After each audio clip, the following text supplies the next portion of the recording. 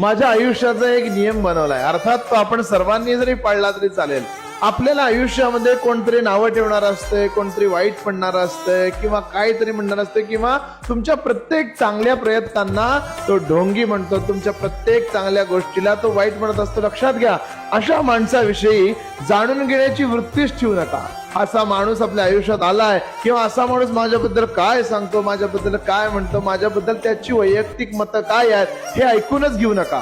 का तर अशा गोष्टी ऐकून घेतल्यानं आपल्या आयुष्याला झाला तर मनस्तापच होईल. आपल्या डोक्याला विनाकारण त्रास देऊन त्या व्यक्तीविषयीचा गैरभाव किंवा त्या व्यक्तीविषयीची वाईट भावना, वाईट विचार आपल्या मुखातून, आपल्या नेत्रातून त्याच्याविषयीचा वाईट भाव जाणार आणि आपल्या भजनावर, आपल्या सेवेवर त्याचा परिणाम जर होणार असेल तर अशा व्यक्तीविषयी ऐकाच कशाला.